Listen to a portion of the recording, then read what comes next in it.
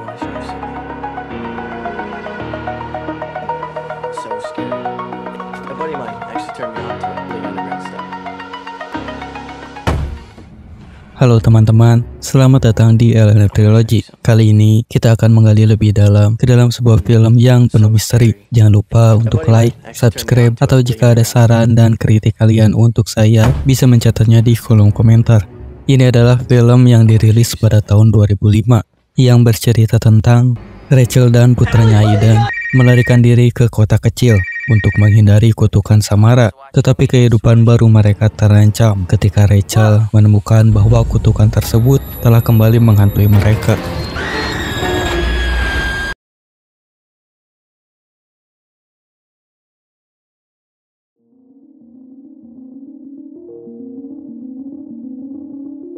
Seorang remaja laki-laki yang gugup mencoba mengajak teman kencannya untuk menonton sebuah film yang dikenal menakutkan. Ketegangan terasa di udara saat mereka duduk bersama, dan remaja tersebut dengan hati-hati memasukkan kaset video ke dalam pemutar. Saat mereka menonton video itu, atmosfer ruangan seolah-olah berubah menjadi sesuatu yang tak pasti. Kedua remaja itu terperangkap dalam ketegangan yang mencekam seiring cerita menakutkan yang terungkap di layar. Tapi tiba-tiba, telepon berdering, memotong suasana mencekam. Seorang teman yang tahu akan percobaan ini menelpon, ingin tahu apakah mereka benar-benar berani mengambil resiko yang mengerikan ini. Saat percakapan berlangsung, air tiba-tiba mulai datang masuk ke dalam ruangan. Ketika Samara, makhluk dari video mengerikan tersebut, secara perlahan-lahan merangkak keluar dari layar TV. Suara berteriak menciptakan kekacauan, dan para remaja itu pun berteriak ketakutan. Mereka menyaksikan ketakutan yang hanya ada dalam mimpi buruk, dan sekarang mereka harus menghadapi konsekuensi dari menyentuh dunia yang seharusnya tidak mereka ganggu. Di tempat yang baru, reporter surat kabar Rachel dan putranya Aidan telah memulai hidup baru di kota kecil. Pindah ke sana adalah upaya mereka untuk menjauh dari bayangan peristiwa mengerikan yang menimpa mereka di Seattle. Rachel, yang kini bekerja untuk surat kabar lokal, mencoba untuk menemukan keseimbangan antara pekerjaan dan melindungi Aidan dari ketakutan yang masih menghantui mereka. Suatu hari, suasana kota kecil yang tenang terganggu ketika Rachel mendengar kabar dari pemindai polisi setempat. Berita yang menyentuh keingintahuan jurnalis di dalam dirinya menyebutkan bahwa polisi sedang menyelidiki kematian misterius seorang remaja. Berita ini segera menarik perhatiannya, dan Rachel merasa terdorong untuk menggali lebih dalam untuk memahami kejadian tragis tersebut. Rachel mulai menyelidiki kejadian tersebut, mencari jejak-jejak berita dari sudut kota kecil yang mungkin terlewatkan oleh media besar. Namun semakin dalam Rachel menggali, semakin banyak rahasia yang terungkap, dan kota kecil ini mungkin tidak seaman yang mereka bayangkan. Dengan hati berdebar, Rachel memutuskan untuk menyelidiki sendiri tempat kematian misterius remaja tersebut. Rachel merasa getaran ketegangan memenuhi udara saat melangkahkan kakinya ke rumah yang menjadi saksi bisu peristiwa tragis tersebut. Seiring langkahnya yang hati-hati, petunjuk-petunjuk kehadiran Samara Morgan menjadi semakin nyata. Dan rasa takut mulai merayap di dalam dirinya. Dengan langkah yang penuh kewaspadaan, Rachel mencari jejak kaset video yang menjadi sumber kutukan mengerikan itu. Saat menemukan kaset tersebut, Rachel merasa beban tanggung jawab untuk menghentikan siklus kematian yang terulang kembali. Rachel menyimpan kaset itu dengan hati-hati, merasa detak jantungnya semakin cepat.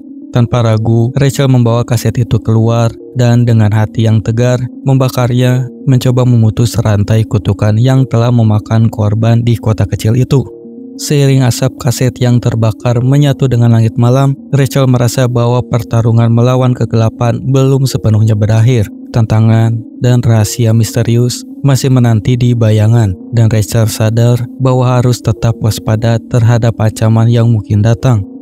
Di kegelapan yang misterius, Aidan mendapati dirinya terperangkap dalam mimpi yang mengguncang ketika tiba-tiba dihantarkan ke dalam video yang penuh dengan teror. Rasa takut merambat melalui setiap serat tubuhnya, menyadarkannya bahwa ini bukanlah mimpi biasa. Aidan menyadari bahwa telah dihadapkan pada kutukan yang telah lama beredar di sekitarnya.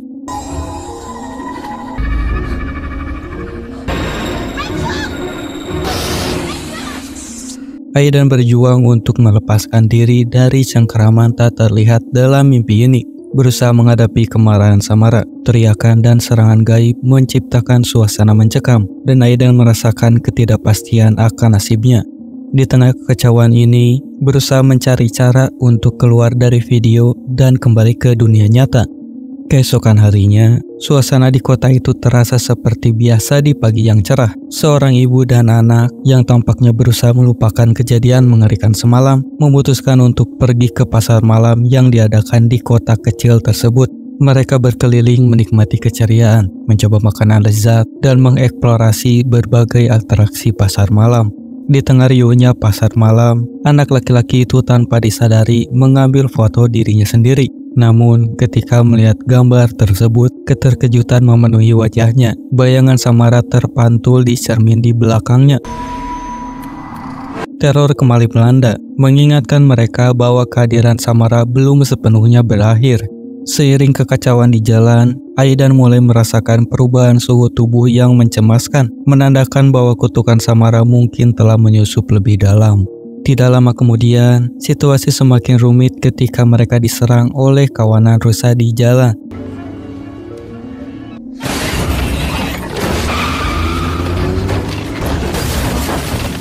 Dalam suasana yang tegang, berusaha mencari jawaban dan solusi untuk tindakan misterius yang menyerang putranya. Sementara Rachel berjuang untuk melindungi Aidan, bayangan kutukan Samara yang masih menghantui menimbulkan ketidakpastian tentang apa yang akan terjadi selanjutnya di kota kecil itu.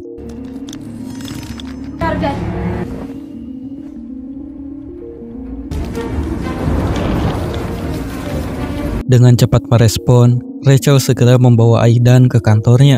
Dalam keadaan Aidan semakin memburuk, Rachel merasa terdesak untuk mencari jawaban, memutuskan untuk meminta bantuan Max, seorang reporter yang mungkin memiliki wawasan atau pengetahuan tambahan tentang fenomena yang mereka alami. Bersama-sama, mereka menuju ke rumah Max dengan harapan menemukan solusi atau setidaknya petunjuk untuk menghadapi kutukan yang meresahkan. Sampai di rumah Max, Rachel merasa perlu untuk mengatasi kegelisahan dan rasa takut yang merayap di dalam dirinya. Dengan hati yang gelisah, memutuskan untuk mandi dengan air panas, mencoba mencuci semua ketakutannya. Sementara itu, Aidan disiapkan untuk mandi dalam upaya untuk mengatasi penurunan suhu tubuh yang misterius. Rachel yang mencoba untuk tenang, bergegas kembali ke rumahnya untuk mengambil beberapa barang yang mungkin dibutuhkan.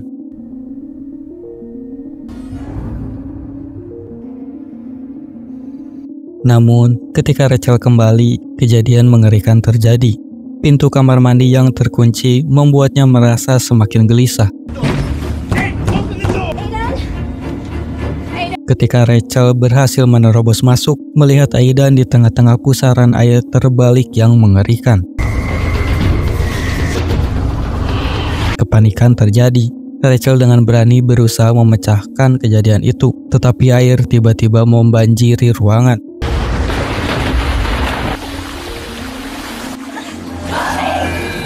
Max membawa Aidan ke rumah sakit setelahnya dalam upaya untuk mendapatkan pertolongan medis yang diperlukan. Di sana, dokter rumah sakit melakukan pemeriksaan pada Aidan dan menemukan adanya memar yang mengindikasikan bahwa ada sesuatu yang tidak beres.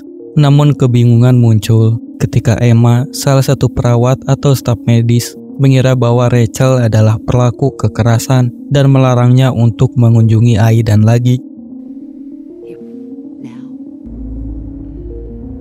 Dengan tekad yang kuat untuk menghentikan kutukan yang merusak Aidan, Rachel membuat keputusan berani untuk kembali ke rumah Samara Morgan di Seattle. Di sana, berharap menemukan petunjuk atau kebenaran yang dapat membuka rahasia di balik kehadiran Samara dan dampak mengerikan yang telah menimpa putranya.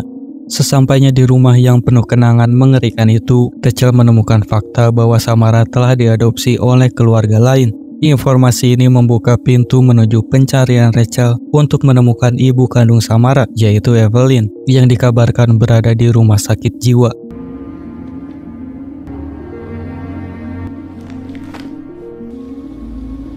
Dokter berusaha memahami penyebab kondisinya yang misterius. Saat ditanya tentang ibunya, Aidan dengan wajah lesu hanya mengungkapkan keinginannya untuk pulang dan menyebutnya sebagai ibu daripada memanggilnya dengan nama Rachel seperti biasanya.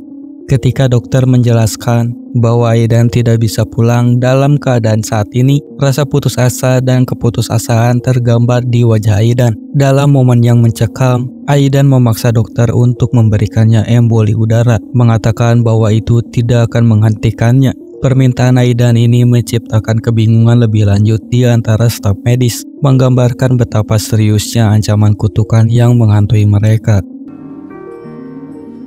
Dengan tekad yang sama, Rachel menyadari bahwa untuk menghentikan kutukan perlu mengungkap akar penyebabnya dan mengetahui lebih banyak tentang sejarah kelam Samara. Dalam pencarian kebenaran di rumah sakit jiwa, Rachel menemui Evelyn, ibu kandung Samara yang ternyata telah mengalami masa kehamilan yang sulit dan menghadapi depresi pasca melahirkan yang sangat parah. Rachel mendengar cerita tragis tentang perjuangan Evelyn yang tak tertahankan dan dorongan untuk membunuh Samara ketika masih bayi, yang sayangnya tidak berhasil. Evelyn yang terlihat terbelenggu oleh trauma dan penyesalan berbicara kepada Rachel dengan nada penuh putus asa, memberitahu Rachel bahwa satu-satunya cara untuk menyelamatkan Aidan dari kutukan yang sama adalah dengan mengorbankan dirinya sendiri. Evelyn menjelaskan bahwa satu-satunya jalan keluar adalah dengan menenggelamkan Aidan dan akan memberikan petunjuk lebih lanjut tentang cara melakukannya nanti. Rachel terombang-ambing antara harapan dan keputusasaan menghadapi pilihan yang sulit untuk menyelamatkan putranya. Namun seiring pencariannya, seorang perawat laki-laki di rumah sakit memberitahu Rachel bahwa dia bukanlah satu-satunya ibu yang datang mencari bantuan dari Evelyn. Pengakuan ini menggambarkan betapa pengaruh dan kutukan masa lalu dalam kehidupan keluarga yang terlibat dengan Samara. Setelah Aidan keluar dari rumah sakit dan kemudian ke rumah Rachel, situasi terasa semakin aneh.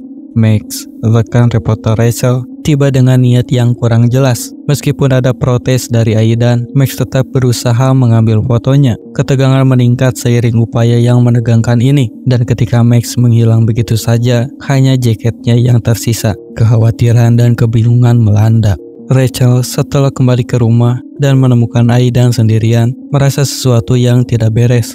Curiga semakin memuncak ketika Aidan, yang biasanya memanggilnya dengan nama Rachel, kini menggunakan istilah ibu. Kesalahpahaman ini memicu rasa waspada dalam dirinya, membuatnya merasa bahwa sesuatu yang tidak terduga terjadi. Kekhawatiran merayap di dalam diri Rachel dan memutuskan untuk mencari tahu keberadaan Max. Namun ketika Rachel menemukan Max, dikejutkan oleh pemandangan mengerikan. Max ditemukan tewas di dalam mobilnya, meninggalkan banyak pertanyaan tanpa jawaban. Perubahan sikap drastis pada Aidan semakin meresahkan Rachel, yang mencermati perubahan yang mencolok dalam perilaku putranya. Aidan terus memanggilnya ibu. Selain itu, kebiasaannya yang tidak pernah tidur dan hanya menonton TV menciptakan suasana yang semakin misterius dan menyedihkan di sekitar rumah. Namun, kejanggalan terbesar muncul ketika Rachel menyadari bahwa roh Aidan hanya dapat berkomunikasi dengannya saat tertidur. Dalam momen-momen tidurnya, Aidan seperti terhubung dengan sesuatu yang lebih kuat, sesuatu yang melebihi pemahaman manusia biasa.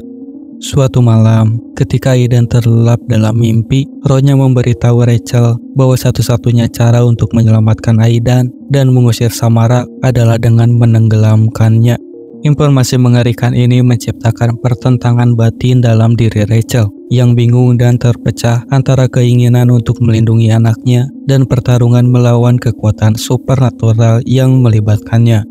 Rachel memutuskan untuk mengambil tindakan ekstrim. Dengan hati yang berat, Rachel membius Aidan untuk memastikan bahwa anaknya tertidur, karena menurut pesan dalam mimpi, satu-satunya cara untuk mengusir arwah Samara adalah dengan menenggelamkan tubuh Aidan. Dengan tangan gemetar, Rachel memulai proses memasukkan Aidan ke dalam air, mengambil resiko yang tak terbayangkan. Namun, ketika Rachel mulai menenggelamkan Aidan, anaknya tiba-tiba terbangun dan mulai memprotes dengan keras bahwa dirinya bukanlah Samara. Walaupun demikian, menyadari bahwa itu bukanlah Aidan yang berbicara, Rachel bertekad untuk melanjutkan tindakannya untuk membebaskan putranya dari belenggu. Dalam momen dramatis ini, jiwa Samara mulai bangkit dari tubuh Aidan yang hampir mati. Rachel terus mempertahankan tindakannya, bahkan ketika arwah Samara mencoba mempertahankan kendalinya, akhirnya dengan kekuatannya, Rachel berhasil mengusir arwah Samara dari tubuh Aidan yang hampir mati, membebaskannya dari kutukan yang telah menghantuinya. Dalam proses yang penuh resiko, Aidan terlihat hidup kembali dan tampak normal sepenuhnya. Rachel yang bersyukur dan terbebaskan dari beban kutukan akhirnya mendapatkan kembali anaknya yang sebenarnya. Tapi kemudian, TV menyala bersama dengan Samara. Rachel menyadari bahwa yang diinginkan Samara sebenarnya hanya seorang ibu. Tanpa ragu-ragu, Rachel membuat keputusan yang berani dan memilih untuk mengorbankan dirinya.